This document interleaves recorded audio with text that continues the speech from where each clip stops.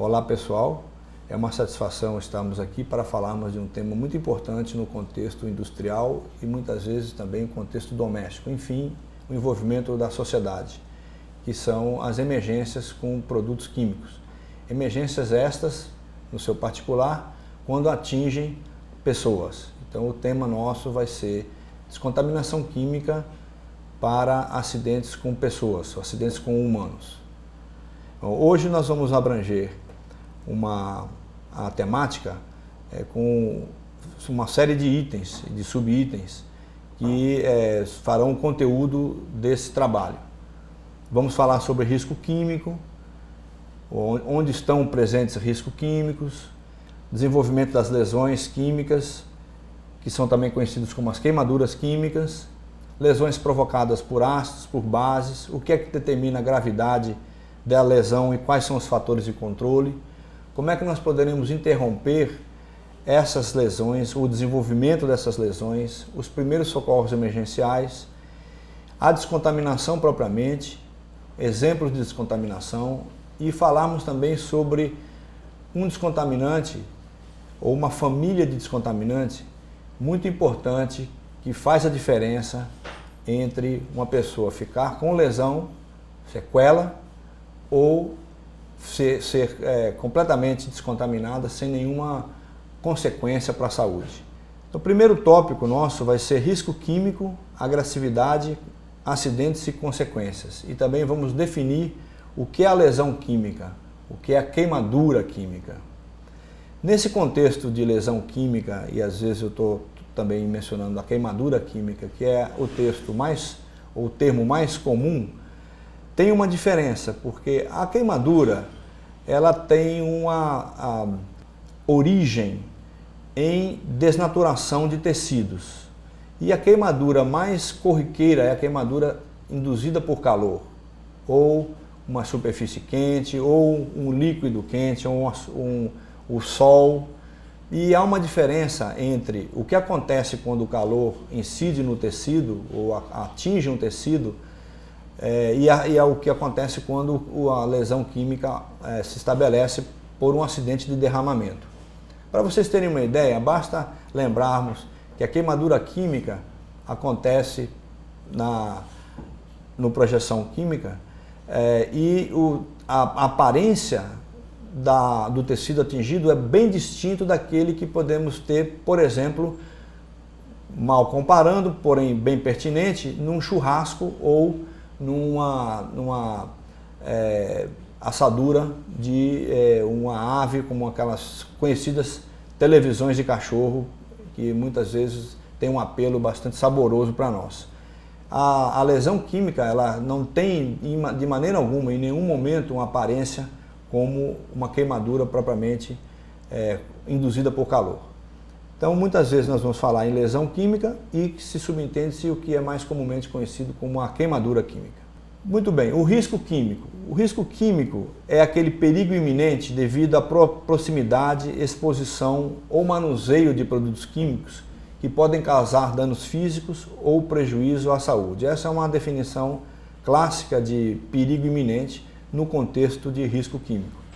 E ele é causado pela existência no nosso compêndio de produtos químicos em função dessas 40 milhões de moléculas catalogadas, sendo que 200 mil delas são descobertas a cada ano, 130 mil desse contexto, desse total de 40 milhões, estão presentes no nosso cotidiano e aproximadamente 30 mil delas são agressivas, quer seja corrosiva, irritante, explosivas, que são aquelas que causam dano para o ser humano.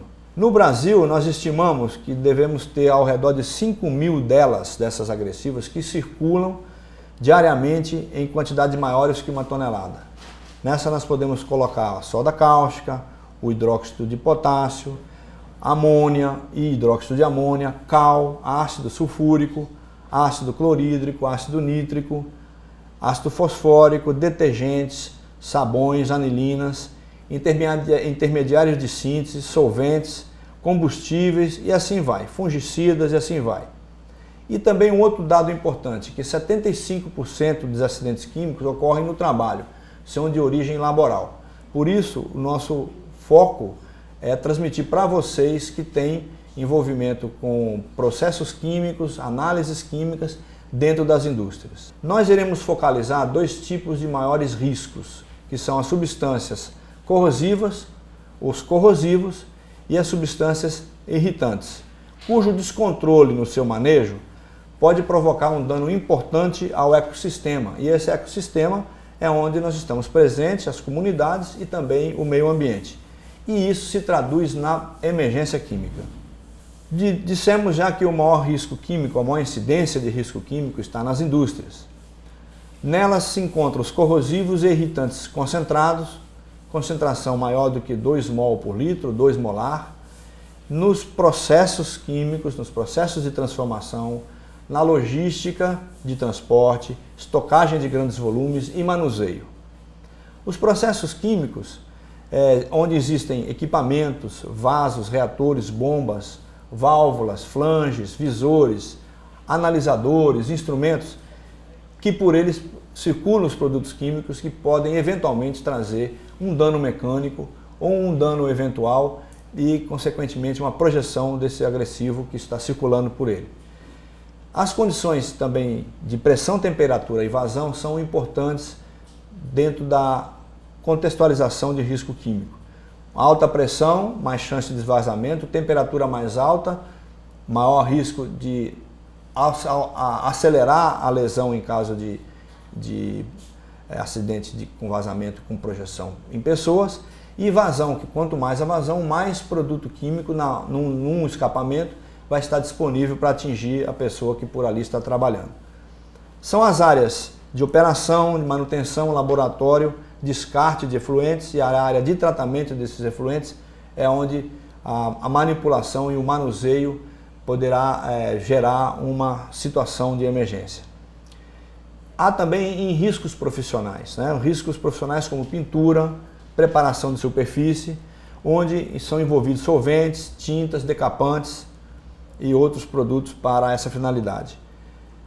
Além da indústria, onde está a maior incidência do risco, também há o risco doméstico, por conta das pessoas que estão envolvidas com limpeza em detergentes, sabões, desinfetantes, alvejantes, e crianças, que poderão eventualmente também ter acesso acidental em produtos agressivos.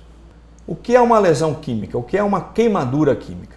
Queimadura química, conceitualmente, é uma destruição parcial ou total de moléculas, células ou estrutura da pele, tecidos, devido ao ataque de um produto químico corrosivo ou irritante. A extensão dos danos ou modificação dos tecidos é que caracterizará o grau da lesão, o grau da queimadura. Com relação à agressividade potencial dos corrosivos e irritantes, nós podemos colocar que quando um produto ele destrói um grande número de células, portanto um corrosivo muito importante, ele vai trazer uma reação irreversível. Portanto, o corrosivo é aquele produto que consegue destruir um número de células muito grandes, sem reversão. Já o irritante, ele destrói um número de células menor e muitas vezes a reação é reversível. E quando, além de corrosivo e irritante, o produto também é tóxico, vai trazer um efeito generalizado no organismo, podendo trazer morte, podendo trazer um óbito. E, infelizmente, os acidentes acontecem, quer sejam eles por causas mecânicas, defeitos de equipamentos, problemas de segurança com as pessoas, o elemento humano no acidente. E consequências são muito graves, são muito dramáticas. Vocês podem ver pelas essas figuras que o acidente químico provoca traz muito trauma. No Brasil, no contexto de acidentes de trabalho como um todo, nós temos um quadro bastante problemático. Nós temos ao redor de seus 750 mil acidentes por ano, acidentes do trabalho por ano. Isso envolve construção civil, envolve transporte, envolve trabalhadores na área química, mas de um todo são 750 mil. E óbitos, mortes, dá ao redor de 2.700 mortes ao ano. Essa é a nossa média. Isso significa que são 7 óbitos por dia de trabalho.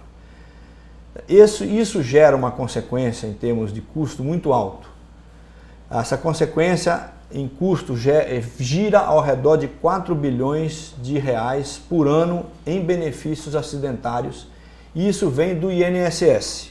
Por sua vez, isso acrescenta ao custo Brasil. Nossos produtos são caros, porque para compensar esse desembolso, alguma parte do que nós adquirimos nas prateleiras, em qualquer compra que nós fazemos, está embutido o custeio desses acidentes, ou desses benefícios acidentários. E também tem um outro custo muito relevante, que é a responsabilidade civil e a penalidade para quem administra essas iniciativas nas quais poderão acontecer acidentes. O custeio desses 4 bilhões de reais vem de um decreto, é uma lei, né, traduzida no decreto, que tem o número de 6.042 de 2007, que trata de recursos para custear os benefícios acidentários. E esse decreto, ele informa que o empregador, ele recolhe de 1 a 3% da folha de pagamento, incluindo até os colaboradores terceirizados, para custeio desses acidentes, desses benefícios. Dependendo do risco químico ou do risco da empresa, pode ser também um risco mecânico, é feita uma avaliação e estabelece-se o percentual de contribuição para o custeio.